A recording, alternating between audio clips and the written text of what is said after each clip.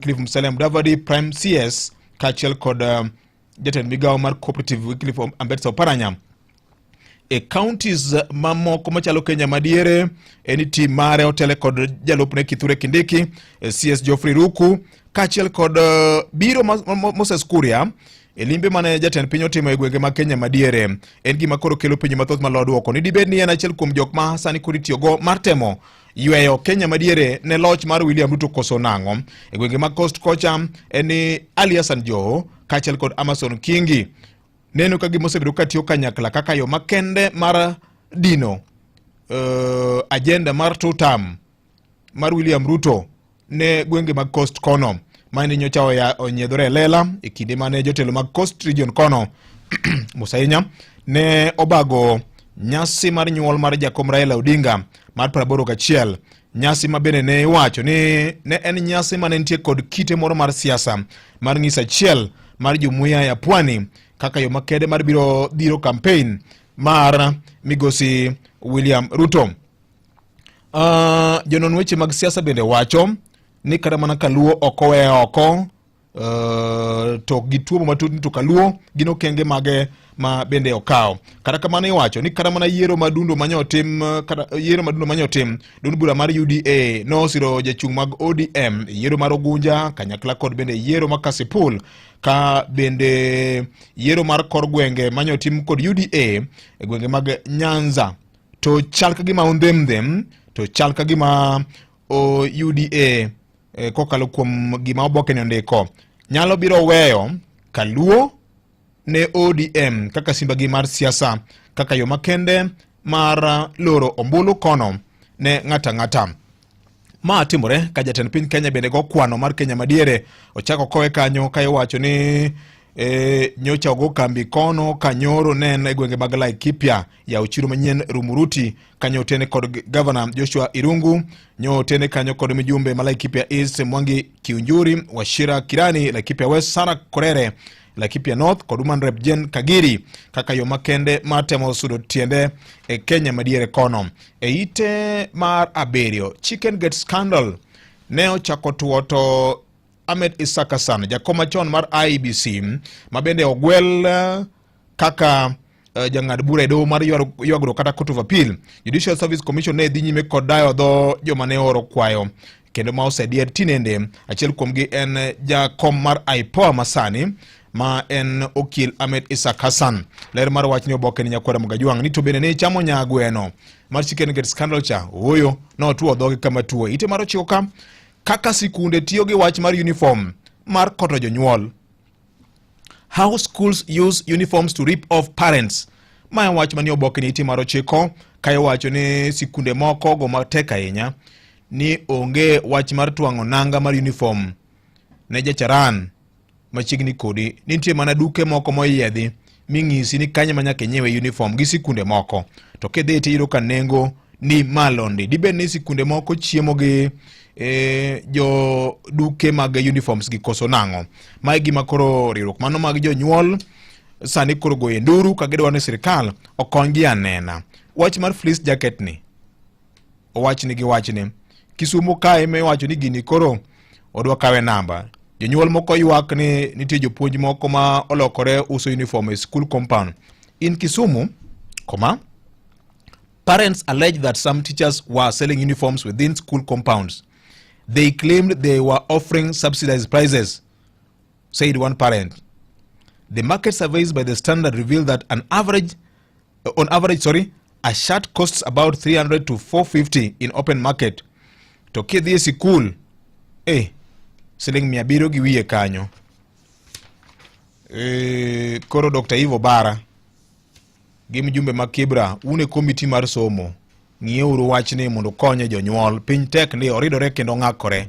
Weche mag pacho kane oboke ni jatend migao mochung'ne weche mag omenda John Badi nyoro kanyo chopo nyim komiti ma ochung'ne weche mag keto mwandu ka nyo wacho ni sirikal biro dong kod atamalo 20 mag kanyo kada lemo kada shares mag Safaricom ko wacho ni sirikal biro mana waro wiye matin ni okenge oseketi mar neno ni onge pesa mar jopiny ma biro lal ka koro to maendi en okang' makende ma sirikal kawo mar yudo pesa moko minyalo tagodo chenro mag dongruok. Lipot ma kamano gi kukune ibiro somo e chuny oboke mar The Standard ma kawuono. Mbadi state will retain key stake in Safaricom.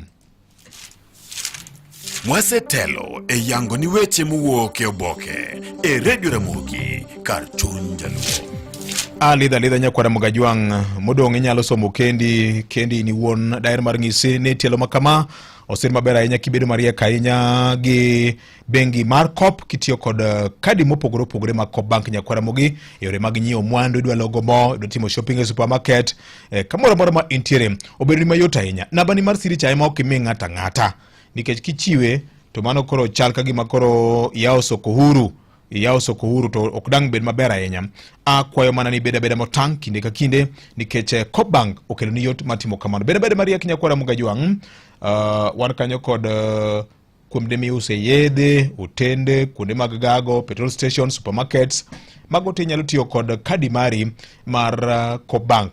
Onyalo bedo Coop Visa ATM mari, kad mari, credit card debit card mari. Mago te nyakwara Mogajwang'. Kiki chiu pin number mari ne ng'ata. Account details ne ng'ata. Card details ne ng'ata. Ka chonjo lipa kitiyo kod kadi mari, lipa na kadi mar mondo mi kikiting pesa bunda. Sani koro jokoto odo bedo mang'eny ahinya. En sa 12:50 mar okinyi. Ok wakuodhe piny. Oyawre. Maramogi oyawre. Hello. Achimo bera nyateli. Iluongi ni ng'a? Pone ka pwano ma benchaun ka. Yes. Wurgi ma awinjo ka ywak men kabisa skunde te yawo kendo nyithindo donjo manyien e skunde.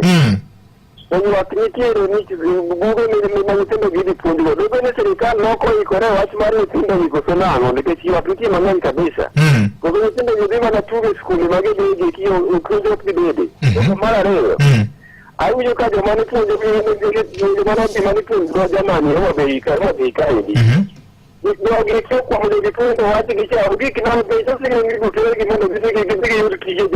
Okay. Erokamano. Pode kapa mwa kanidana marumbe kanyi. Maramogi?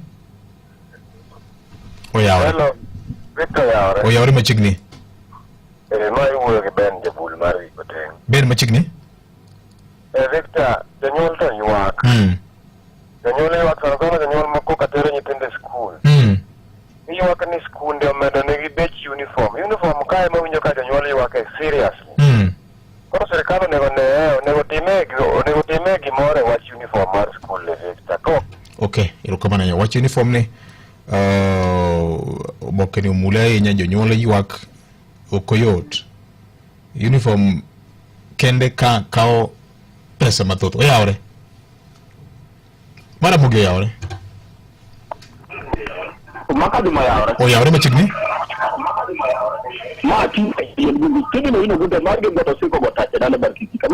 Yes. Nitie gimoro mosebedo ka timre e sikul ka higni to dogo legal ni dogo kana tani material malaw ni kala malaw ose boto no nego beni janyuol ni tuolo matin nyor uniform ne nyathine kamoro amora. Ang'o momiyo jogi keta ni chiek ni nyaka nyiew mana uniform e skul mantie uniform moko makeke nyiewo maka juma oko inyalo tiyo kata mana kata nyithindo mokalo kwa bich iyudo uniform. Iyudo ka sikul kae uniform ema over 10,000 ichuni ni ene sikul kanya ma ng'ato nyiewe. Iyudo ka jotendwa gi oling'aling'a kaka kanyo wacho nitie nyaka komiti mar somo e parliament. Ang'o mamone jogi ka giwinjo ywak mar jopiny, ang'o mamone giwuok oko mondo ginon sikunde nikech sikunde to nitie ma sani timo mana timbego. Koro kamano be yiero kamano ahinya. Wach mangima mokalo nyakwara Mogajwang' dakika neno kanye 53 tok sa 12 mar okinyi.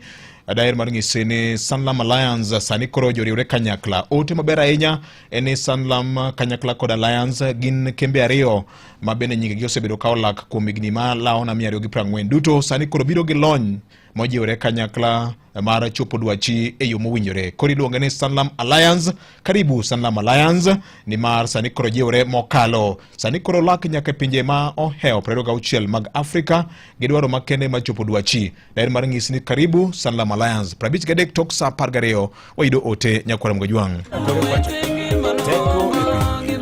Rapar mogen mar Afrika kochakore pachoka. Teko e piny ngima. Rapar mogen mar Afrika romo kod oteku mar omenda. Okumbani kod mwanduni koro medore. Sanlam Alliance. Ngima ni makiny nitie garita. Lim sanlamalliance.com kawuono. Puoch gi pake nyithindo duto mondo duoko mar KCSE higa mar 2025 kaachiel kod jonyuol duto ma pacho ka. Edhi Kiambu National Polytechnic wan gi duoko makare iluwo ne yore mang'eny. Weche kosis mag lwedo mag TVET maiko jopuonjre yudo tije kendo manyalo miyo gi gen kuom gi giwegi. Weche kosis ne grades duto mag KCSE kamoting'o C-, D+, kod D plain kaduogo piny. Department oting'o Applied Science, Agriculture and Environmental Studies, Building and Civil Engineering, Business, Entrepreneurship and Liberal Studies, Electrical and Electronics Engineering, Computing and Informatics, Mechanical, Mechatronic and Automotive Engineering, Hospitality, Fashion Design and Cosmetology. Jopuonjre nyalo yudo HELB loan, TVET scholarship kod bursaries mag sirikal. Kip ma Januari kod Mei sani dhi nyime. Lim the Kiambu National Polytechnic kawuono kata limbui mar www.kiambupoly.ac.ke kata yotolna mar 0727877113 kata ndik email ni principal@kiambupoly.ac.ke. The Kiambu National Polytechnic, skill for self-reliance.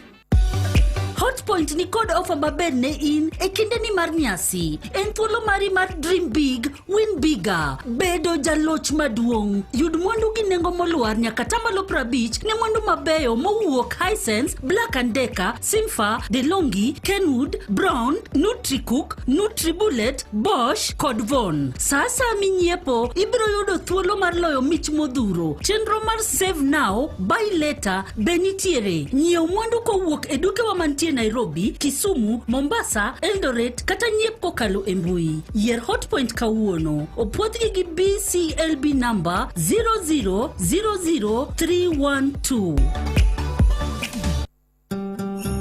Bediher dhi tiyo e piny Dubai kata Saudi, Ajira tudi kod jondik ji e tich kata kembe madongo mandiko ji e tich e pinjegi kata e pinje maoko. Wan kod thuolo mag tije kaka taxi drivers kata riembo mtokni matindo mating'o ji, bike riders kata joriemb ndigni, cleaners kata jomochung' ne idara mar ler, security guards kata jochiw arita, jogedo e kind mamoko. Wachiwo sir duto madwarore tok oro kwayo mari, kama idhi tiye, konyi e yudo visa kod kar dak. Mondo ior kwayo mari limbui marwa mar www.m/ajira.com. Ket nonro duto magi kaka dwarore to masin marwa biro keti e tich ma owinjore kodi kata ma idwaro. Yudwa e TikTok @m/ajira.digital, Facebook @m/ajira kata ywa tol e namba 0709948881. Ne mathoth, Ajira, your gateway to credible global opportunities. Revision na KCB 2026 ni kae. Kung gi KCB Gold Savings Account mondo yud thuolo mar loyo ot mar 1 bedroom e gweng' mar Tatu City kod omenda maromo $500,000 Money Market Fund. Pesa ni ibiro lo tarik 26 dwe mar 4 higani kikungo kochakore $50,000 kende. KCB, for people, for better. Ler mar ng'isi ne tinende kokalo kuom tudruok ma kembe ariyo madongo sebedogo, mano Sanlam kaachiel kod Alliance ni koro gijiwre mokalo teko moriw kanyakla lony mar chopo lek mari ahinya ka wang'iyo weche mag okumba ka kod keto mwandu. Ket mwandu ni manyore mag okumba gi kembe ariyo manigi nying. Gisetiyo kuom higni ma oheo 240 kendo gilak e pinje mag Afrika, pinje ma oheo 26 ka. Ma emomiyo wacho ni ka ja ohala kidwaro mora weche mag okumba kod keto mwandu, ma e kambi makoro nyaki itudigo nikech sani koro giriwre kanyakla kendo migi nying mar batiso ni Sanlam Alliance. Karibu Sanlam Alliance nyakwara mogi. Odong' dakika moro mariyo kende chopo kanyo sa 1 mar okinyi makawuono. No. Kalameni e Radio Ramogi. Ai. Ajako lady, nyako mungusu. Ay, nyako diara ya. Hey! Ajako lady ya. Ay. Idonjo nyathina. Wamosre. Opakruoth. Kama no donjo walam. Donjo walam ero. Ma bawengo kata lam. Donjo walam. Ni onge bata. E pinyo kuyo. Akuodho nyathino lali koso nango erolem. Erolem. Nyasaye manotelo na machopo maduogo amina. Mano to tero nyadie. Ti akure nyako mungu. Mama pok iwinjo? Ni onge kata simu. Anyo pek. No pek. Lamo. Budho. Disco. Twa stream live. Stream live what person? Donge kaka masaji. Asport speed no. Kya ngwana sport speed ya. Kaka speed ya no. Konyona gango. Iwe kene ndalit ka bedena mur. Idhi ndoko. Ni nespesa mara. Age pemia pesa. Ketaka. Kenal weta. Mama don koro. Keta weta pesa. My sport speed no mi. Don wago ko de video. Abrango. Keta pesa leta. What's the pro speed? Kya ngor sport speed. Konyona gango. Ikimotandao ni alao nyaka gimomewa mana kengo mia pesa wetara kakina kakata ni go koko to yok mara kora timino na kela goni go dago mumu tabul yak mara dago ina mumu tabul mai ina awa Kalamindi. I show speed. Hey. Maramogi Radio Ramogi. Weche manyien e Radio Ramogi kokelne gi Coop Bank. Piny owacho mar piny libama mar Uganda odino kata loro yore duto mag tudruok mag mbui motelo ne yiero ma pinyno chano timo odiechieng' makiny. Sirikal mamalo kwa mondo mi ikaw yie to golo kum mane oketo matamo piny owacho mag counties chiwo basari masiro som jopuonjre ma yuto gi noka. Kod jopuonjre man kod dwaro makwan goingo 200 ma jograde 10 nyoyudo sir maduong' ne chenro megi mag somo bang' riwruok moro ma tisi ni Voice of Peace ne chulo negi school fees. Weche manyien gi Vincent Otieno. Oyaore nyakwara Mogajwang kendo machiegni. Sirikal mar piny mar Uganda oloro tudruok duto mag mbui e pinyno motelo ne yiero maduong' ma pinyno chano timo odiechieng' makiny. Kama bende ma obiro mana bang' juma achiel kende to ka jotelo mag pinyno ne tamore kata ne gikwedo mokalo wach mane likore ne gin kod chenro mar biro loro tudruok mag mbui ka koro ni to ma notimore juma mokalo ka odong' mana thuolo mandala achiel kende to piny Uganda dhi e yiero koro jo oganda mowuok e pinyno ok biro thuolo mar luwo chenro mag yiero kale weche mag mbui ni mar koro sirikal pinyno odino weche mag tudruok mag mbui. Ewi mano koro duol mochung'ne tayo weche mag tudruok e piny mar Uganda ne ochiwo chik mondo mi koro ne lor kata mana moko kuom chenro kata moko kuom gigo ma yude simo mag ong'we yamo kaka yo mar neno ni onge chenro moro amora mar yiero ma bende Uganda e gwenge makono biro yudo. Ma en koluwore kod jal ma kata director mar duol mochung'ne weche mag tudruok e pinyno mano Nyombi Thembo.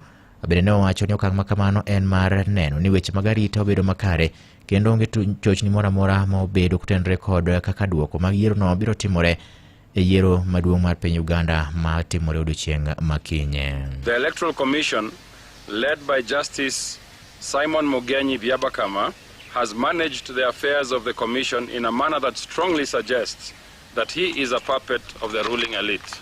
The progress of Uganda has been stifled by systematic corruption, has been stifled by suppression of human rights in Uganda, as my colleagues had already said.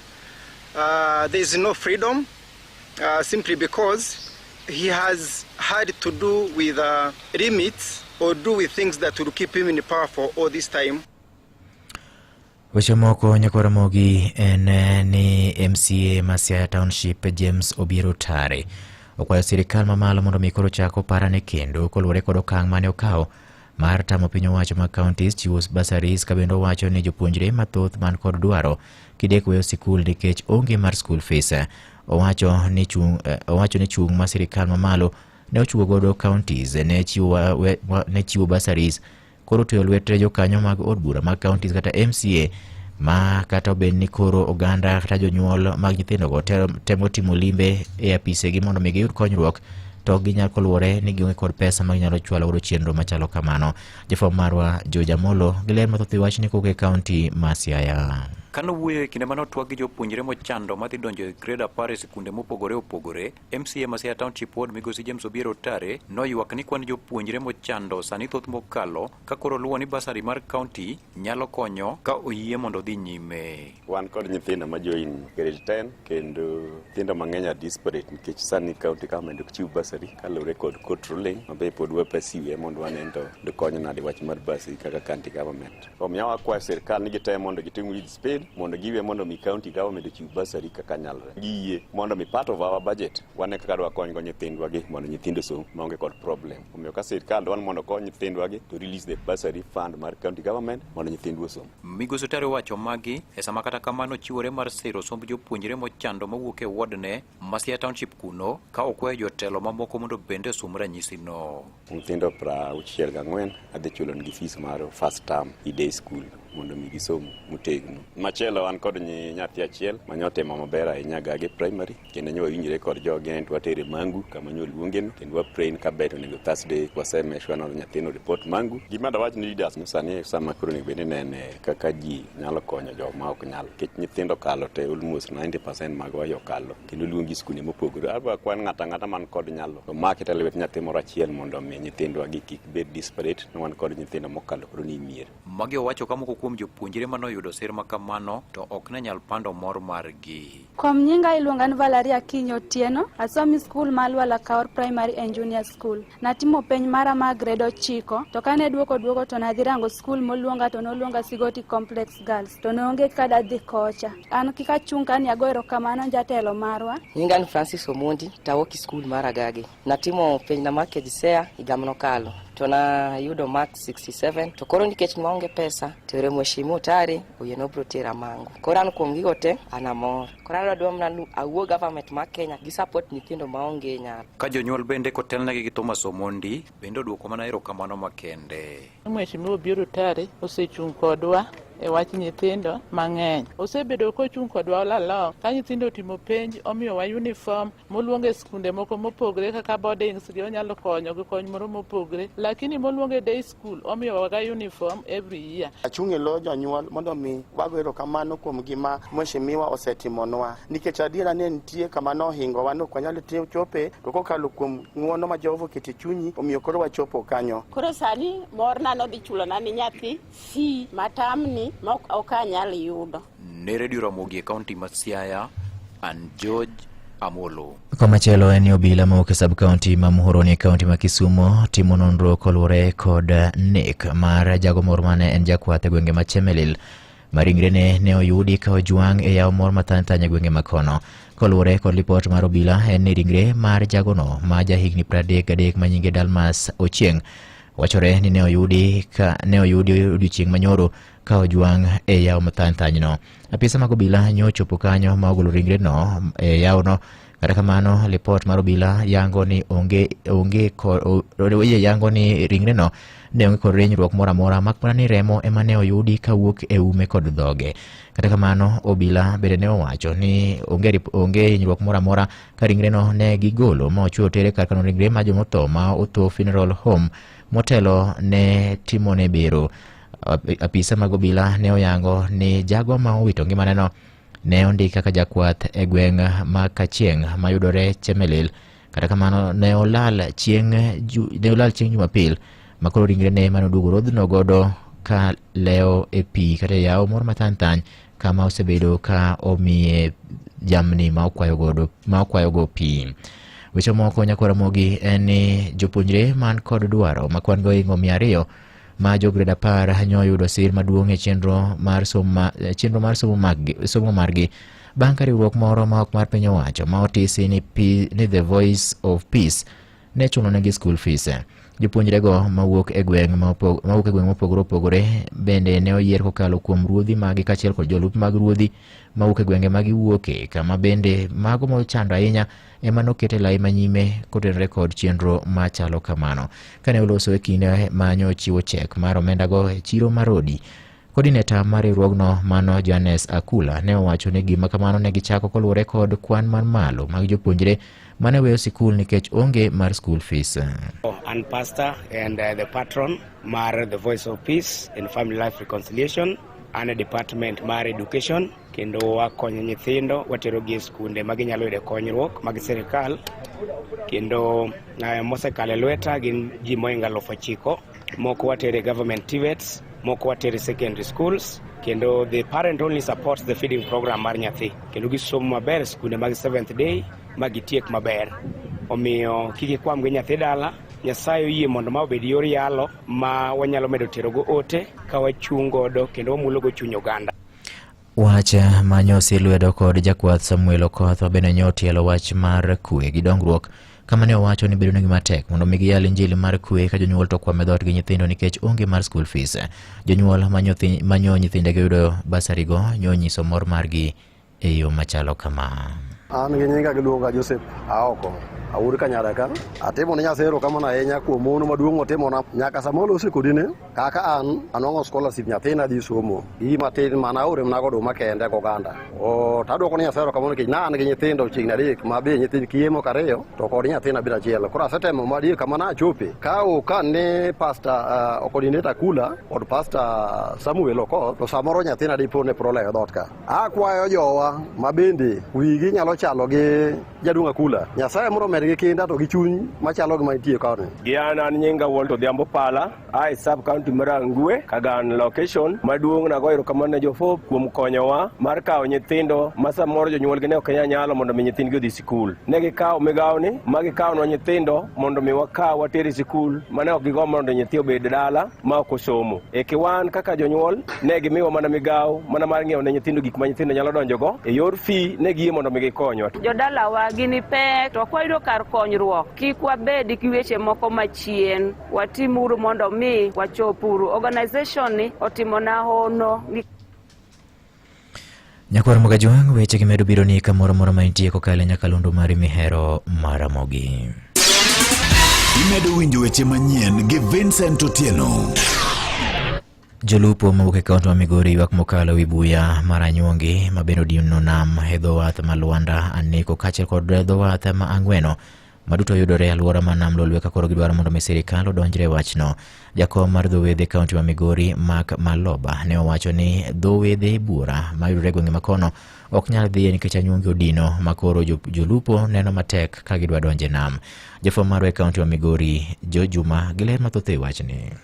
Jolupo wuok e dho wedhe mopogore opogore e kaunti ma Migori. Dho wedhe obedi nyaka sani buya mar Anyuongi nyaka sani koro pong'o ka otele kod Mark Maloba ma jakom ma jolupo e kaunti ma Migori mangima wan jolupo nyaka sani kontie kod pek mokalo e donjo nam Lolwe nikech buyano mar Anyuongi obedi nyaka sani koro dino moko kuom dho wedhe. Maloba wacho ni dho wedhe kaka mano mar Luanda, mano mar Aneko kaachiel kod Ngwena nyaka sani koro jolupo nitie kod pek mokalo e donjo nam mondo gitim lupo magi. Koro gina tiere jogo semana bedo dhowath ka Luanda gini gibeto mana gi lwetgi gidiro gi lwetgi kwin ma ginyalo kale. Ok awinjo kama sirikal okawo yakso. Sani marach ahinya to Luanda gi Aneko gin ema girach ahinya to nigi moko matindo tindo ma be onge side effect moro. Kaka ma Luanda gi Aneko to gi Ngwena gin gi problem mar kwinde ma ji lande. Owani biyo ni koro buya mar Anyuongi odino dho wedhe mopogore opogore koro osemiyo mokuom jolupo wuok e dho wedhe mondo koro many kumachielo ma ginyalo gowe ka giwuok e nam Lolwe. Maloba wacho ni biyo ni buya mar Anyuongi nyaka sani koro pong'o moko kuom dho wedhe kosto chenrogo mag jolupo mathoth e nam Lolwe. Joluanda moko nyaka lando ng'ira to giriwore gi Ngwena kech Ngwena nyocha landa ga Luanda kaluwore kaka margi nosekethore chien kucho. Koro sani Luanda gi Ngwena no moko dhi ng'ira but moko matin to piny manye ibeto go ginyalo donjo go to gilando. Luanda to bat tek to Janeko to obeto komoro kanyo madiny kama ma ginyalo gidhi go nyaka oko. Owane kuom kinde malagi setemo chwalo ywak margi ni piny wacho mondo koresgi kar wane nyaka sani onge kony mag sayudo ka wuok kuom piny wacho. Jakom ma jolupo e kaunti ma Migori bende wacho ni gombo margi en mondo koro girade kod gavana ma Migori Ochieng' Nyako mondo gichwalne ywak ma gisebedo godo kaka jolupo. Kata kamano dwaro margi osebedo ka gore lwanda. Ywak maduong' ma jolupo ywago en mana ne wasekwayo kata mondo warom gi gavana mondo waket gigewa gi e mbele ne direct to thuolo pok oyudorenwa. Jolupo sana sana jotend jolupo dwaro mondo orom gi gavana kech kwene ma wakete gigi ok wane ka gigo choponwa maber. Koro waparo apara ni en to ka waketo ne gigi e mbele ne en owuon e mesa ne to samon tieko nyalo kawe action moloyo jowa mwaketo ne. Koro dwarowa maduong' to wagombo ne sirikal intervene gi konywa e yore minyalo golgo water yasino. Omedre sani koro tudore nyaka godungu gi togo. Ne Nyakalondo Maramogi kuoke kaunti ma Migori, an George Juma. Wachope giko mar weche manyien adimba nyakoro Mogajwang kaka ne gimolo ne mesa mar ka weche manyien Radio Ramogi. Otudre sa dek thuol machielo mabudu kaka mar mi weche manyien ka gibro bedo mago ma otuche kor gwenge. Nyinga Vincent Otieno.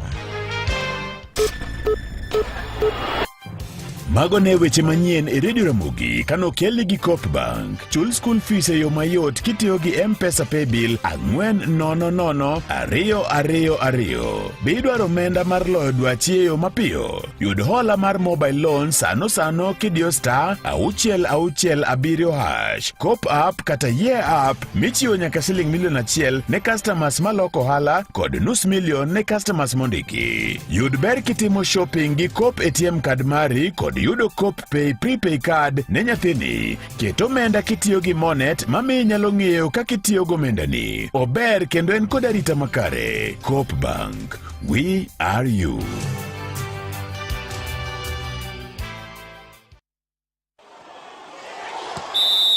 Weche tuke e Radio Ramogi gi Milton Ochieng. Jaloch mar midila mar bronze e tuke ma cross country mar piny mangima mita gana pa Daniel Ebenyo sani koro wacho ni en thuolo mokwongo moikore mokalo madokie rang'iny mamalo bang' timo maber e tuke mag 46 mag tuke go eko manotimore boma Talas e piny Amerika. Ebenyo notiyo gi dakika 28 sekem 45 e paw tuke ma Appalachia Regional Park Florida motieko tok jaloch mar piny mangima ma en jang'wech mawuok e piny Uganda Jacob Kiplimo kaachiel gi Aregawi mawuok e piny Ethiopia makamano ero noyudo midila mar bronze. This is my first medal in the cross country. This is just the beginning. More in store for me. These are the good results. I appreciate it. And I'm glad. Jang'wech makamano majegni 30 ma bende nowere gi ng'wech mag ringo ne Kenya e kinde mokalo bang' dhi e tuke mag Olimpik ma Paris ma 2024 kaachiel gi tuke mag laro simo mar piny mangima e boma ma Tokyo nowacho ni omor ahinya mar duogo kendo piem ne Kenya kendo pako mokalo jogo eko morwake kendo e ng'wech mag ringo ne Kenya. Komachielo bende en riwruok matayo tuke mag ng'wech e pacho ka Athletics Kenya opako mokalo tim mar Kenya kaluwore gi okang' ma bende nche gitimo maber e tielo mar 46 mar tuke mag laro simo mar piny mangima e cross country ma bende nche notimore machiegni ni ka giwacho ni tim nero notiyo matek kendo ne gitiyo kanyakla mar neno ni rang'iny mar Kenya omedo idho e ngas mar piny mangima. Tim nero igeno ni duogo pacho kawuono ni eri bang' tiyo matek e boma ma Tallahassee Florida e piny mar Amerika kendo Kenya ne otelo e rang'iny mar midila kuom thuolo mar higa mar 3 moluwore kane gin gi midila 9 ma gin 3 mag dhahabu, 4 mag silver to gi 2 mag bronze. Gi e kinde no ero kamati mar Olympic e pacho ka nok sani koro wacho ni giikore makare ne tuke mag Olympic mar rowere mabiro timore higa ni e boma ma Dakar e piny Senegal ka giketo maino e manyo talenta mawuokie kor gwenge maneno ni rowere duto manyalo chung'ne Kenya yo makare emoyier madhi chung'ne Kenya. Jalub jakom mar kamati mar Olympic Barnaba Korir nowacho ma ewi wachno. Primary, secondary and then the university eventually is what we need to do to centralize and cement so that we don't have to have problems where we have issues with camps during the holidays. Sometimes it's there, sometimes it's not there. If we don't do it consistently, then it's a cause for concern. E weche mamoko en ni Manchester United koro yango Michael Carrick kaka maneja mare mabiro tayo timno nyaka giko mar season ni. Ka tich maduong' momiye en mar neno ni tim mar Manchester United odok e tuke mag Champions League. Kocha noero majigni 44 Carrick ne olo simbe 12 ka en kod tim noero mar Manchester United kendo wacho ni gwel mare kaka maneja sani en luor maduong' mokalo. Kaluwore bende gi jatugo noero machon manego dier pap ne osepuonjo tim noero nyiero mar Manchester United e kinde mokalo kuom tuke adek moluwore kendo ne okoloyo higa mar 2021 e paw tuke ma Old Trafford. Carrick bang'e ne rono dhi okawo tich mar puonjo tim mar Middlesbrough e higa mar 2022 to kata kamano nche nochungi higa mokalo bang' klab ne rotieke thuolo mar 10 e lig mar Championship. Obiro bedo gi tich maduong' mokalo chieng' Jumapil kama tim mar Manchester City biro rakore gi tim mar Manchester United e tugo ma bende ineno ka biro bedo matek mokalo. To jabak mar Liverpool Andrew Robertson okwedo mokalo Dominic Szoboszlai kaluwore gi makosa manche notime okombe mar FA mane gitugo gi tim nero mar Barnsley kowacho ni mano nero ne en achai maduong' ne tim mar Liverpool. Szoboszlai ne otimo nyiso style moko e bak kanyo ma opira nogwenye manomiyo jatugo Adam Phillips oloyo gol achiel ne tim mar Barnsley. Kocha Arne Slot bende wacho no bro loso gi jatugo no kowacho ni gima ne jatugo nero timo en makosa ma ok owinjore kata matin. Te tuke mag laro simbo mar Carabao en ni tim mar Manchester City nolo tim mar Newcastle gonde 2-0 e tielo mokwongo mar nus final manyogo otieno mokalo. Tim nero nyolone kod jatugo Anton Semenyo kaachiel gi jatugo Ryan Cherki. Magi weche tuke an Milton Ochieng'. Awinjo weche tuke gi Milton Ochieng' e Radio Ramogi kar chuny jaluo. Michael Carrick oleo Man City dhi nyono ginde adua kenda tenga. Kata kamano semis mag AFCON bende ochuchieng' kawuono mago te bende wabro luwane na nyakwara mgajwang' en kanyo saa 1:20 mar okinyi tielo machielo mar Kogwen kod Anotino Makajuma kete manaka aneno kanyo ka memba ikuodho na ka gi joyie ka ni memba osechopo e alwor ka to mondo kabisa onge wach chako chon ber higa manyien gi resolutions manyien. Ket audio bed makare ka itieko kute duto machendo kendo mamien. En kinde mar kawo okang'. Reddit tieko gi Camille Polo. Otieko kute piyo kendo nego mayot kute mafuyo, mamol kod malagi. Reddit ber kendo onge kod muya marach. Oyudore nengo mayot kendo yot tiyogo ne tieko kute duto machandi e ot. Sani wakelo ni Reddit Liquid Electric ma en yath mamiyi arita makare kendo mosiko. Kete mane socket mondo ibed gi nindo mokue e otieno mangima. Oyudore e supermarkets kod dukni duto madongo mantie machiegni kodi. Reddit kills dudus dead. Reddit, a product of SC Johnson's, a family company. En kinde mar revision na KCB 2026. Kung gi KCB Gold Saving Account mondo yud thuolo mar loyo $50,000 mar school fees, $50,000 mar the holiday Naivasha Safari Rally, $50,000 mar family holiday, kata $50,000 mibiro keto ni e money market fund. Chak kungo sani kochakore $2,500 kende. Kiki Nyakwara Ramogi, ing'eyo nyakalondo mar Ramogi maromo nade? E kini mar nyasi mar sikuku, nyakalondo mar Ramogi FM kelni promotion mar Changamke Krisi promotion. Kama in kod thuolo mar bedo jaloch, to mana ka ikete nyakalondo mar Ramogi, kaeto iduoko penjo mayot ma ibiro penji. Wan kod pesa modhuro miloyo e chenro magwa mopogore opogore. Yot mokalo, dimana *236*3#, kaeto iluw kaka ochiki mondo iduok penjo mayot mondo thuolo mar bedo jaloch kawuono. Pari kaka medo tugo e kaka thuolo mari mar jaloch bende medore. Changamke Krisi promotion this *236*3#, kaeto idonje promotion ni. Tuka itang mana jago mani higni 18 kabi nyime kende ema oyieni gidonje promotion ni. Opoda code BCB license number 0000297.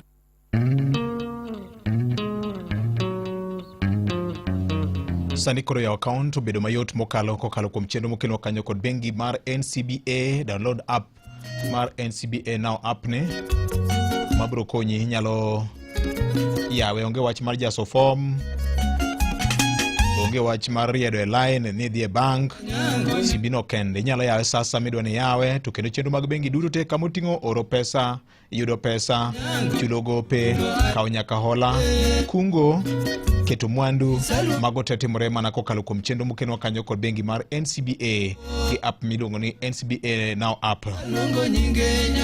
NCBA, go for it. Amor kalungo nyinge nyar kindu karachonyo. Amor kalungo nyinge nyar kindu karachonyo.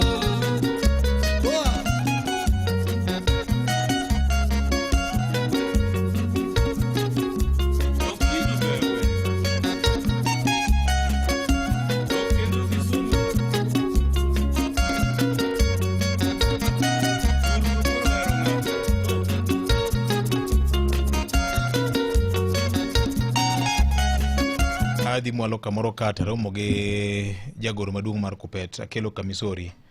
Ang'ise ni ng'iye uru wach mar uniform. Jonyuol ywak wach mar uniform ni to osebedo ka en ywak ma higa ka higa sama nyithindo dhi sikul. Sekondari kama gambo motieke penj. Belio somo Mombasa nyadundo mama. Belio somo Mombasa nyadundo mama.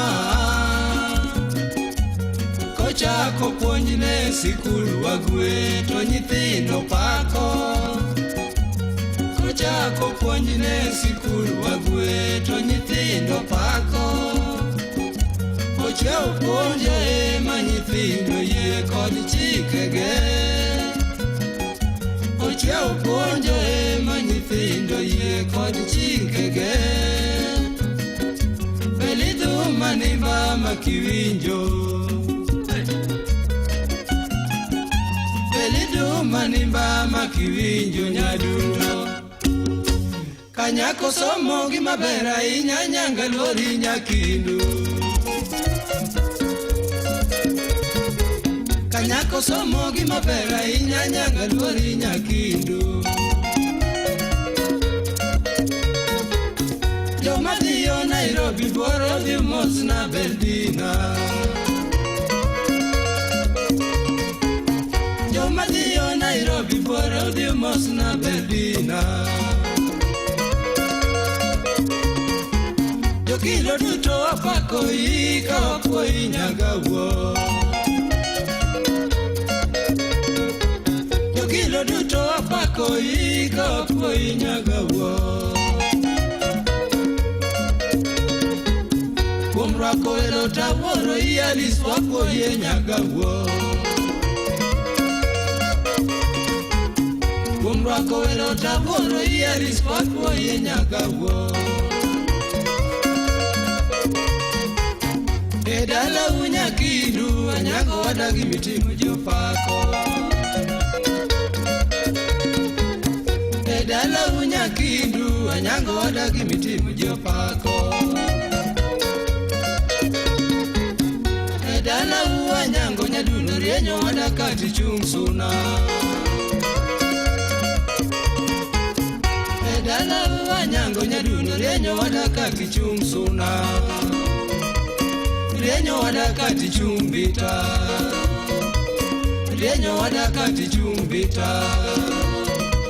Anyango wadakati chumaseno. Anyango wadakati chumaseno. Rienyo wadakati chunyabondo. Rienyo wadakati chunyabondo.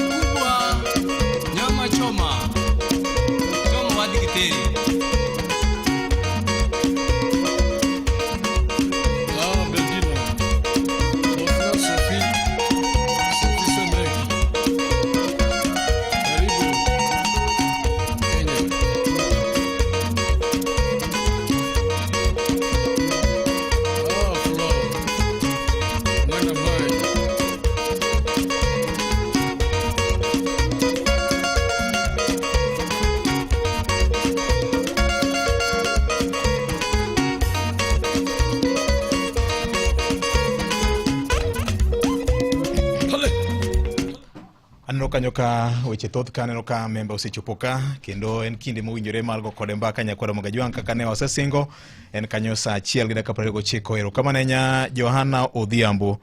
Johana Odhiambo ng'isa ni en kamiluongo ni Uhenda. Uhenda ni mosna memba ni memba ng'ama tiyo maber ahinya. Lego Songa nigi taya. VOJ ndalo moko ni penjo atandi kanyo ni Lego Songa en logo dichiel. Dongi neno ka disapprove. Erokamano nya Mama Safi mar Gotoyenga. Ng'isa kanyo ni oyawre VOJ ang'i mosna Tandi Meli manowuoyi jakom mar budget. Okay, erokamano ahinya ni Uhenda ka bedo wawinji maber ahinya. Erokamano nya VOJ oyawre broad based bear ndara mawuok Luanda kidhi nyaka Siaya tinde en lam maber, oonge potholes. En ang'o ma joluo dwaro? Chieng' moro ipenje joluo ni to en ang'o ma gidwaro? Ni sani wan gi ferese ariyo, either you are gi broad based or gi wa munyoro. Watu wa kupitia katikati hatutaki. Ugoye matek ndi. Angi penye na memba ni to koko mar ODM ni bende biro rumo, to ere gimomiyo giyie ni ODM idhi muony kod UDA kaloro kod resolution mar Central Management Committee. Donge gini nyalo biro hinyo gi mbele ka? Okay. Machielo kaendi Mesha Kambuso, erokamano ahinya. An kod chenro kama ber ahinya. Makamu mano director mar broad based ngisa kanyo ni makajo moyaore gi ngis jo Kanyanam ni Governor Gladys Wanga, national chair mar ODM, party leader en Dr. Buru Ginga, ni jariogo kowuoyo gini magiloso weche mag chama, kendo jopiny nyaka winjgi ni ng'ata mawuoyo on behalf of chama wakia mano ng'at mawacho pache kaka member mar chama.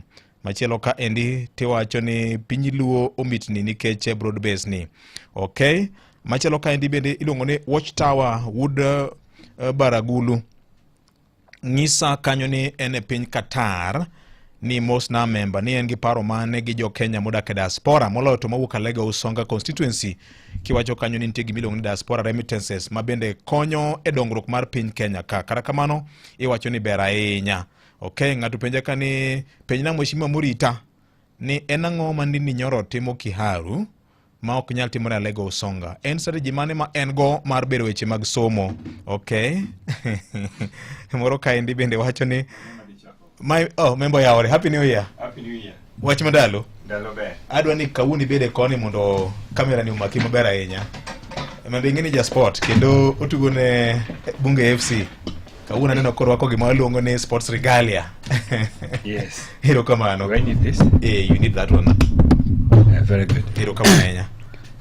We kora set ni microphone mari maber mondo jopiny ong'e ni member mar Alega Usonga chopo ka kendo twak do mana chakore gi sani nyakore Mugajwang. Wino mara kaka nasengisi en Mheshimiwa Samuel Atandi. Oyaore Mheshimiwa. Oyaore ahinya Victor. Ndalo mang'eny. Yes, higa ni pok wanere ka. Yes. To mokwongo mora ahinya mar chopo. Mondo atwak jo ikore Mugajwang. Higa manyien. Yes. Erokamano. Mokwongo ka thuolo mar goni erokamano. Jofwambo gi keyo no orani agoni erokamano kuom ne chung' ka ne wako osiep ni Festus Amemo mawuod Awasi. Ni chung' kod family, ni chung' kod committee, nyaka giko, nyaka kawuono pod chung' achung'a. Kendo ne ging'isa ni kabiro ka, kibiro ta agoni erokamano on their behalf. Thank you. Erokamano ahinya mokwongo. Higa mokalo nyocha walalo jowa mang'eny. Achiel kuom gi en Amimo Awasi. Mane kota koyo ne en jafwambo, ne en achiel kuom jowa ma oganda luo matiyo matek. Kendo marango weche dongruok mar luo kokalo kuom media. Mana kaka ibe itiyo matek ni oganda wa. Erokamano. Omiyo kane otho ni obiro abruptly en gima nomako kendo pod waywak nyaka sani. To ng'eyo be ni jakomwa be this is the first time abiro Ramogi kae bang' ka jakomwa nyocha nindo. Yes. Kendo pod wayago jakom. To gima dwa na wacho ni kaka na wacho ni oganda luo jakom nyocha waya kosetego jotelo mang'eny ma biro tayo joluo mbele kendo joluo kik bed gi luoro. Nitie jotelo mang'eny. Yes. Erokamano ahinya. Mheshimiwa, weche ng'eny to ma en twak mokwongo mar chako higa. Penjo ma ji siko penja kane ang'o ma itimo Kiharu ma Alega Usonga ok tim e weche mag somo ka. Nyewa neno kanyo ka member wa Adunyo chako chenro mar masomo bora. Yes. Kendo osebedo ka ji goyo nduru kendo ji uwe kabisa. Mokwongo adwa na wacha Mimo ni wacha Victor ni ing'en constituency nigi challenges mopogore opogore. Kaka region ka region nigi challenges mopogore. Nyineno ka jopiny owuok Rigathi Gachagua gore gi jotelo mawuok North Eastern kucha. Nigi kumigini mang'eny gi pok gigero skunde gi pok gitimo ang'o. Aeto wan be kaka joluo Nyanza wabe wan gi challenges mag education luo Nyanza chal. Nitie the biggest problem mane luo osebedo go en infrastructure. Even for many years ma joluo osebedo in opposition. Sirkal ok osebedo katero pesa migero go luo skunde luo. To skunde mawuok central gi regions moko gigerore kabisa. Koro joluo nyaka understand ni bedo ni wasebedo ma okwani sirikal osehinyo wa yore mang'eny. Achiel kuom kaka sirikal bedo maonge sirikal osehinyo waonge gi pesa mang'eny migero go skunde waonge. This for example kidhi Nyanza, wan national schools kaka Maseno, kaka Karasia wan gi Ng'ia. To kanyo chirango previously budgets mabiro pesa mitera Lance High School kata Mangu maoki Ministry of Education, mano infrastructure development fund. Inwango ni Mangu inwania omigi kata 100 million gigero, Ng'ia tido ka 0. So okinyal compare gigo. Omyo bedi sirikal bedo maonge sirikal for Uganda wasehinyowa. Secondly, iskunde ma Kiharugo, skunde ma Mount Kenya beate. Eno bu anacha ingeno dwa chung president pro nyako land gike.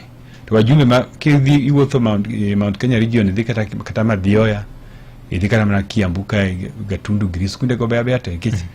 Iyudo ni sirikal mokalo kosebedo kaketo pesa skunde go gisegero skunde magitieko. Koro ka in gi CDF kaka MP yudo CDF koro itima okiketo kabro. To in kaka koro ka in MP magiem kata Masia kata ma Alego Usonga kata Mabondo, okinyal keto kabro e school midwaro ma population osemedore, idwaro mondo iger class. Koro dan jo understand ni need kanir nitie. De wach mar somo bora ma bwana notimo ni. Ingeni sirikal wacho ni secondary schools day schools nego bed for free. Manage policy ma sirikal. To kibiro for example Alego Usonga na tiyudo ni okonyal bedo free nikech mokwongo jopuonj in a school, secondary school kasegere for example, inwango ni jopuonj man kanyo gin jopuonj 36 mapuonjo. To mondo gi TSC gin 15 kende. Koro jopuonj modongi ichulo gi board. Koro kata kiwacho ni school obed free to principal nyaka many yo michulo go school ichulo go. To kidhi Mount Kenya kae mokwongo population gi osedok piny. Nyithindo ok ng'eny kono kaka korwa. Yen gisebedo gi problem moro ma kongo joma changaja osemiyo nyithindo onge e skunde tin. Koro iyudo ni gin gi population gi tin, to jopuonj be gisende kundal manchuru nitie presidency for the last 10 years. TSC kan nitie moro miluongo ni ng'ane Nancy no ne ndiko jopuonj Mount Kenya jopuonj onge japuonj ma jobless. Ngara musijiko usejiko TTC osendikte. Sama was struggle for teachers to gin gipenjo nto jopuonj urwaga jopuonj mutim. Kaza sani kanyocha president ndiko jopuonj, nyocha jopuonj mang'eny gionge nafas indiko oginya ndiko jopuonj. One shortages ma teachers. So every region gi challenges. Koro one for example kala Alego Usonga na samana lo sabro ngisi programs mango especially weche mag somo. Tinwango challenges wagi opogore. Adwana assure for example my voters ni namabro ka MP kuoma. Obodo ka segero class tema tieko eno bamna gero kabro. To ano kanyal gero kabro sani. Kenya ka kunga ger class mulo class obeidie ka ger kabro. Kada kineno kaka skunde mabwana cha nyisowa. Oko ger skunde manyien otimatima renovation. Ubuka skunde manose ger chone mubuko to go picha to kelo. To it doesn't need to build more schools ke population betin to skunde go no sagar ne sirikal anyway. One skunde mathuru ng'eny gi chak gi community. Yudo ni community bed piny gichako school gigarambe gichako makeshift classrooms gichako mabade kore ka wadwan mondo wa lift skunde gi mondo wager permanent structures. It is not easy. Omi achiel kuom gik mabro losi later en kako gana luon kumo gana luone go chom politically. Erukamano. Politics siasa mawagoyo ema miyo wabedo gi changes mabeyo kata maricho. Ugo siasa mar dongruok kod dongruok ma siasa. Both. Wago siasa mar dongruok mar siasa. Erukamano. Yes. Mana e wach mar somo ni en ang'o mitimo Alego Usonga? Yes. Mar weche mag somo. Wasebedo ka wastruggle gi improving school, weche school. Mokwongo adwa ni ng'eni Alego Usonga e constituency maduong' maloyo hapa Kenya. In terms of population. Jo Alego population Malego in about 380,000. Neno population ma Kiaru gin about 150,000. Ana vienu Alego trip ji Malego ng'eny moloyo ding'eny. Koro population mar nyithindo mani school Malego bende ng'eny. So wasebedo ka wan gi challenges mag infrastructure schools. To for the first time na temo mondo a clear na bedo MP ka wan gi nyithindo moko kuonde moko isomo tie yath, kuonde moko wan gi mud wall classrooms. So the first project en mondo wa clear go mud wall classrooms go wasetieko gi sani. Because the second project and tiling all classrooms in the constituency, which is ongoing. Okay. This term namara yoni wadi tieko tiling mar classrooms te. Okay. Then koro second term wadi diye watimo tiling to teach challenges mango in secondary schools wamoko na waido kaonge laboratories gionge basic equipment moko onge library. So what every secondary school obedi minimum kicho kinyal punyo nyithindo sciences ka ionge gi laboratories. So wagero laboratory, wa improve infrastructure, wagero offices mag jopuonj be nyaka bed go offices. Nikech japuonj nyaka bed go office maber ma nyithindo nyalo dhie ma gibete gi consult nyithindo gi puonjoji. So basically I'm talking about infrastructure te ma wasetimo about 90% as of today. Okay. Yeah. Then one gi challenges mag school fees. Wadwaro ni ere kaka wanyalo complement jopuonj wa mondo joma somi day school. Day school, secondary schools ginie skunde mano oketi ni mondo wa meet 100% transition check. Wadwaro ni jiteo somo. Koro jonyuol maonge nyalo gin gitero nyithindo day school. Nyathi kowuok primary school, most primary schools wan gi secondary school. Yes, so iwuok tidhi kaman. To kanyo cha gisomo primary school nyocha yot. Nyocha gichul fees mang'eny ma koro gidwaro gi secondary school. Koro wadwaro wawinjire gi community. Koro for example this year, nyachake last year, nyakelo gimiro school feeding program. Ma wanyeo wakelo chiemo te ni skunde. So sani this week wadi bed piny gi principals mondo wawinjire kodgi agree school fees man midhi chulo. Okay. Kech koro kwase kelo chiemo school koro gimodong' en ka skund no nitie gi jopuonj mondik mag board koro wadwaro budget to wanyalo chulo board gonadi so that we lower the cost of education. Okay. Ok wanyalo wacho ni wanyalo eliminate school fees like other people nikech pod wan gi challenges mang'eny. Abed ni for example wan gi enough teachers. To koro wanyalo wacho ni kwase kelo chiemo school, wasenyiewo duma, wasenyiewo oganda, wasenyiewo mchele wateri school. Wamiyo school koro school need koro gima gi need en mana maybe match kende michiedo to kod maybe the staff manyaka ndik matedo support matedo koro mage every school nigi support staff adi course match enadi koro gige mwang'eyo to kwaseng'eyo to mane mwa budget koro wawinjo gi school in koro budget mari en kama pesa di monego bed ni basari golo, pesa di monego bed ni parents golo. So wadhi winjire mago gi principles, and we are going to announce our program, our model also in the next maybe 1 week. Okay. Yes. Mano is the Lego Songa model. Yes. Mar supporting education. Yeah. Okay. Koro every constituency ni model. Okay. Then jomoko penja na ngomo miyo former chairman mar budget ma ndindi enotimo gik mang'eny to an pokatimo. To ine chairman sana. An chairman. There are two challenges. An kaka chairman mar budget amawaya ni region wa kaka Nyanza ntie gik mang'eny mapok wayudo. Ma nicho kwa wangu nikichocho wangi positions. So mano is the first thing. Okay. And one challenges mag P, one challenges mag stima, one challenges mag barabara, one challenges mag skunde go be. Koro in a global sense wa address challenges go.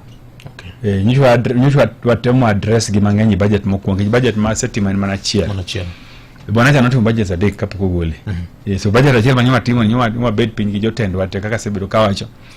Mawacho ni Migori nigi problems mage. Barabara mage ma Migori ma important monego ketie pesa. Ne waket wamigi priority. Okay. Wadhiyo mabe watimo kamano. Kisumu watimo kamano.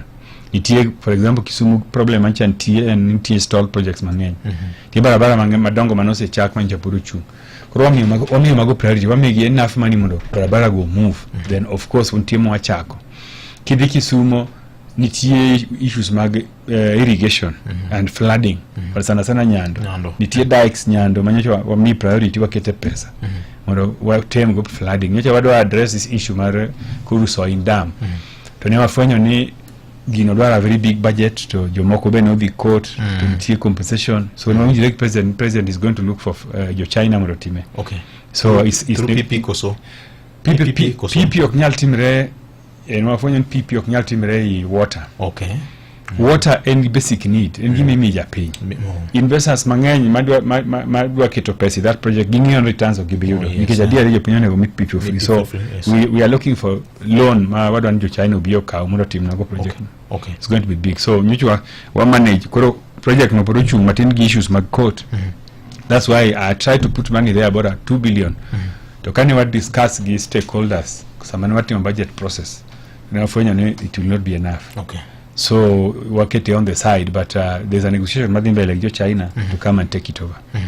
So every county in challenges. One challenges Barabara, for example, kidi Kisumu town west Kanyawa Nyegalam, the bridges wakete pesa.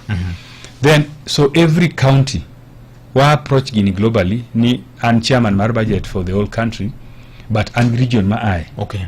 Maluo community. Post no banon kichancha luo. So we have been doing our best. Nyocha wan managi challenges ke reforms manokel mane World Bank okelo IMF nyaka watimi weche procurement. Procurement itim electronically.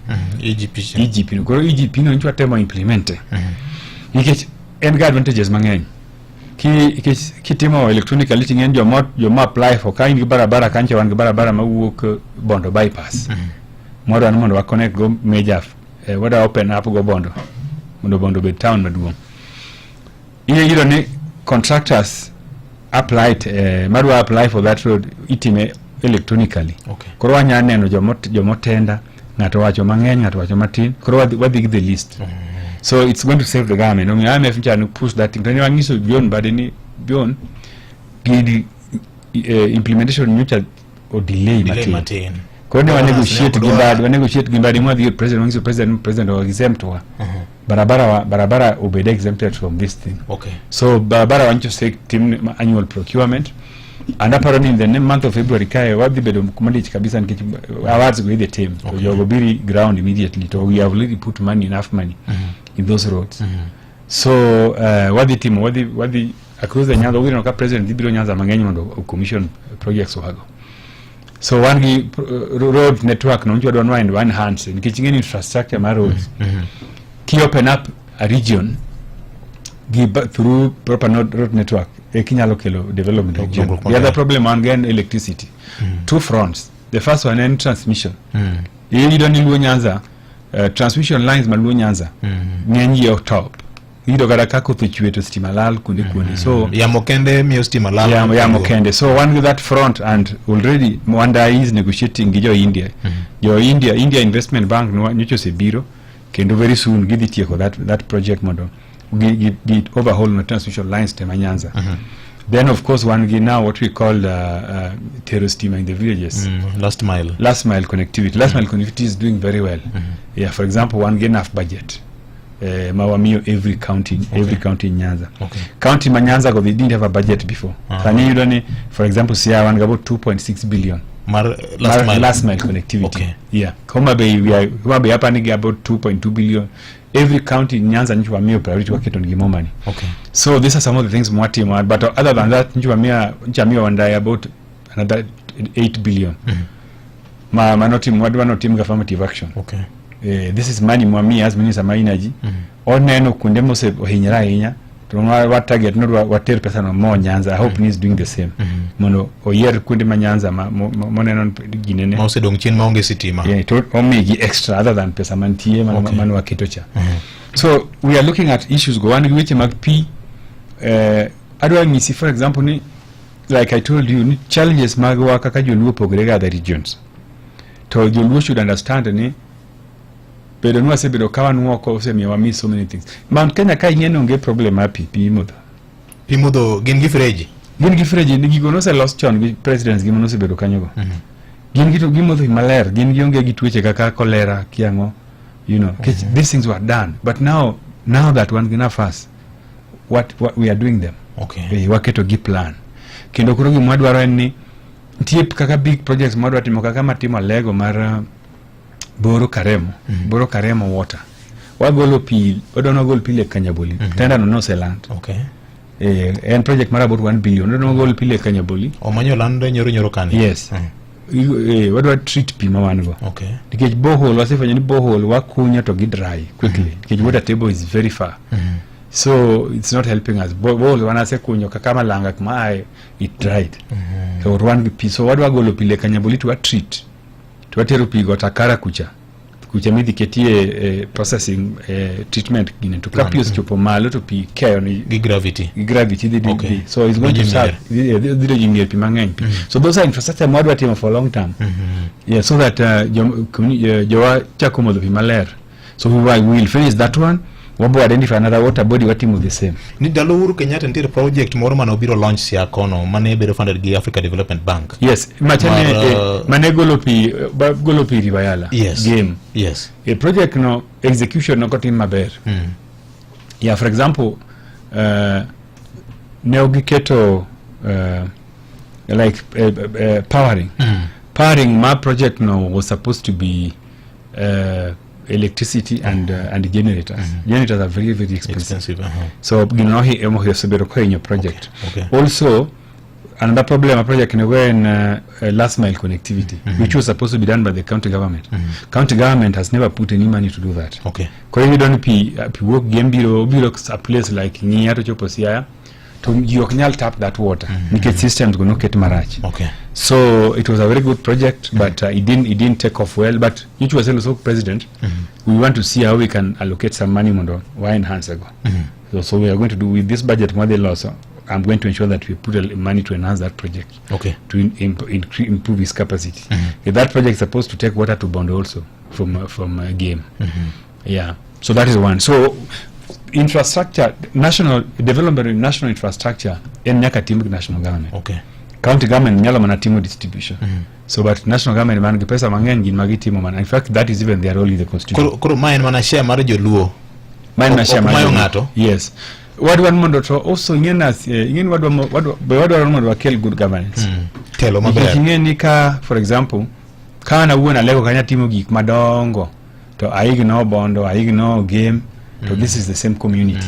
Again, that one does not show good leadership. Okay. So we are also what we distribute development projects. Kaka for example steamer, kaka for example roads.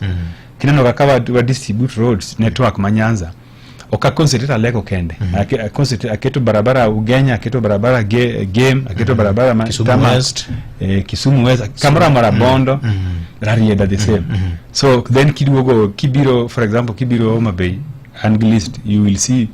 In every constituency there's a tarmac road. Kidi Migori the same. Migori a place like Nyatike we have even 2 tarmac roads. Because that area has been neglected for a long time. Area Masuna, Suna Kanyo, Kudegote. Okay. So what one more balance development. Okwa focus, okabedi ateloma iniwa mani team you get all the candy or you bet maler to jirande ntikia kakoda. Jirande go biro vamia yi.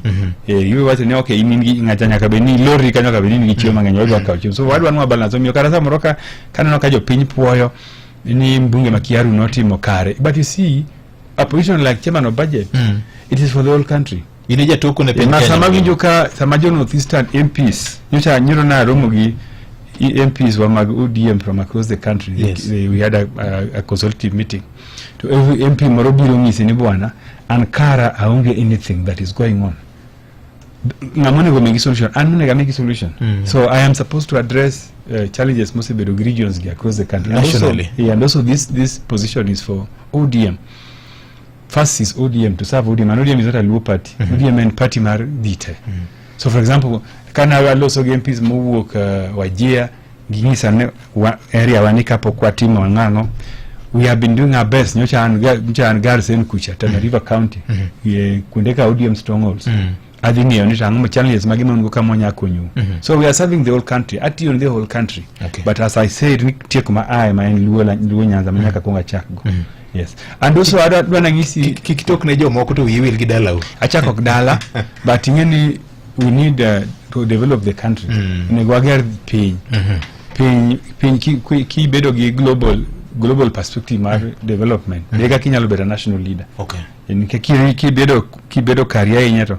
Wadwa no ager piny mondo piny obed maber for the kaka Raila no believe we need we need a fair society. Okay. Yes. Erokamano. Mheshimiwa mupogore kod mano itemo justify gimomiyo jaluo nyaka bedie sirikal. Kiwuoyo to jibro penjo ne to kwani chien kacha joluo ne onge sirikal? No, joluo poko bedie sirikal, that is the fact. Bedie sirikal tiende nango? What does it mean to be in government? Bedie sirikal ni first of all ugo kura ni that regime. Ugo kura ni regime no ma participate gero that regime. So ubedo ukao shares with that regime. Umako lemo regime no. The truth of the matter any ka uonge ka community wakogo kura ni a particular sirikal.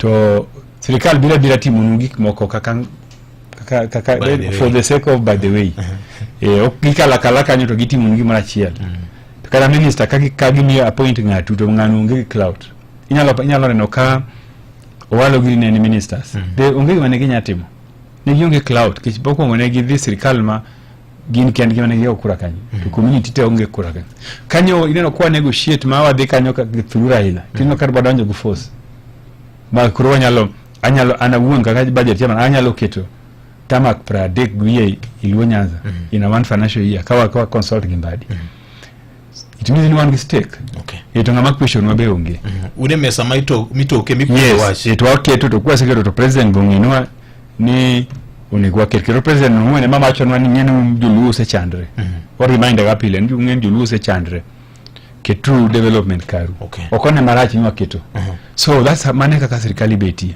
kudonjo kacha utiyo gi wiu muru ker berne joluo yes to president won ube yenti jo moko ngato nyalo keti position to kodwa ni tim dio lweti utwelwe wan mayo kutwelwetwa omyo kanyo wanyocha Addis agree gi governor mara governor wacho ni jo mani serikali ni onge powers nikechonge agreement mo sign ni onge coalition agreement akincha kwere ne da and the powers man diko budget manga question na onge but the message and going forward for 2027 for example wabro ndikre to wajane wadwa miukura wadwa mirekwa wadwa this our state kwa konyelwe so I was explaining me wapokwa bede serikali before molo wadwa mi example serikali Kibaki ebanyalo wacho ne wan serikali wan Raila prime minister that one ne serikali and kinyalo kwano gik mara notimo humongous gik mang'eny across the country Kenyan prime minister ne in charge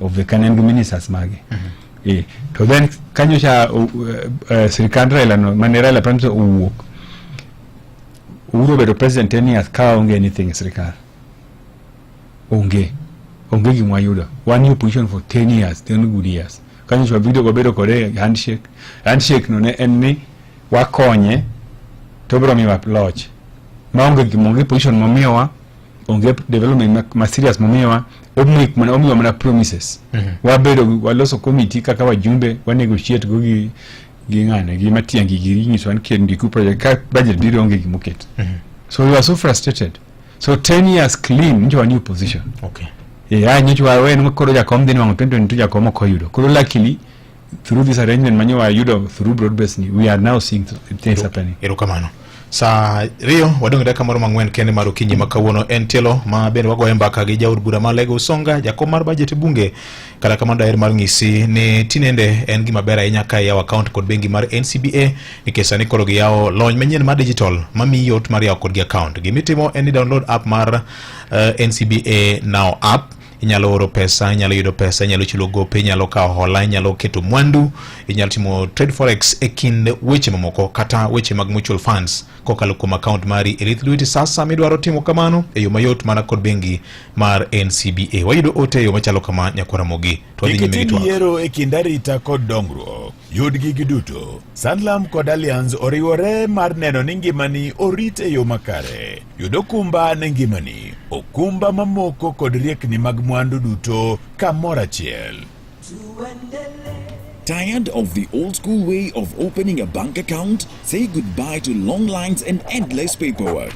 With NCBA, you can open an account in just minutes right from your phone. Hakuna stress, hakuna long queues. At NCBA, we're making it easier. Open an account online on the NCBA Now app in minutes.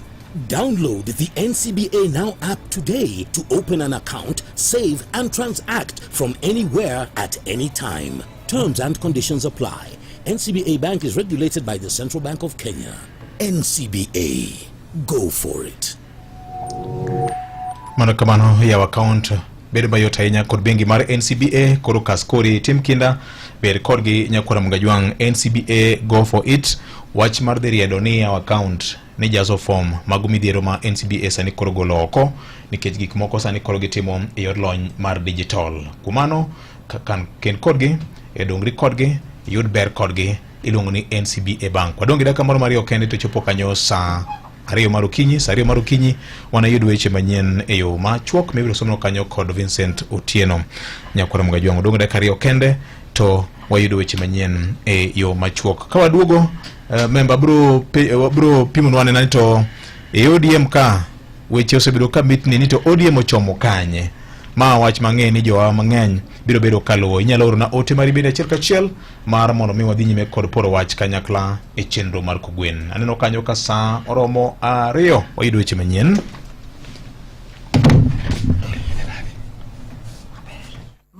Ramogi Radio Ramogi. Weche manyien e yo machuok e Radio Ramogi kokeli gi Cockburn.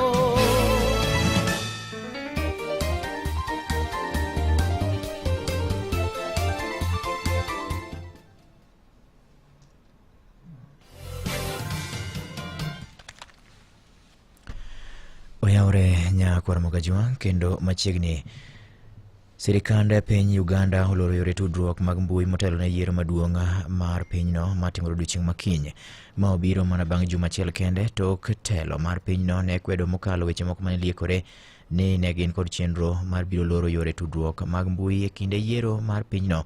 Okang' makoro dhi keto oganda moko e piny Uganda mudho kotenore kod kaka chenro mar yiero dhi nyime. Duol mar tudruok mar pinyno ne ogolo chik mondo mikor ne lor bende moko kuom chenro mantiere ong'we yamo kuom kinde malach kuom kinde seche mabende yiero makamano dhi nyime. Men kolore kod director mar duolno mano Nyombi Thembo mabende nowacho ni okang'no en mar neno ni weche mag arita mar pinyno oridi e yo makare. Led by Justice Simon Mugenyi Byabakama, has managed the affairs of the Commission in a manner that strongly suggests that he is a puppet of the ruling elite. The progress of Uganda has been stifled by systematic corruption, has been stifled by suppression of human rights in Uganda, as my colleagues had already said. There is no freedom simply because he has had to do with limits or do with things that will keep him in power for all this time. Jago mor ma jakwath ne onegi kaeto bang'e ochwe ojwang' ringrene e yawo mor madhok modhe e gweng' ma Kachieng' mayudore Chemelil e sub-county ma Muhoroni e kaunti ma Kisumu. Ka bende apisa mag obila ma Muhoroni sub-county chako timo nonro matut kotenore kod wachno kata kod nek ma Dalmas Ochieng' ma jahigni 33 ma ringre mare nyoyudi e pi e yawo moro machany madhok modhe gwenge makono. Kolure gi lipot mar obila en koro ringre no nyoyudi e odiechieng' manyoro kama bende ume kod dhoge nyogolo remo kata bende ne onge kod hinyruok moro amora mane en godo e dende. Obila nyogolo ringre no motere kar kano ringre ma jomotho ma otho funeral home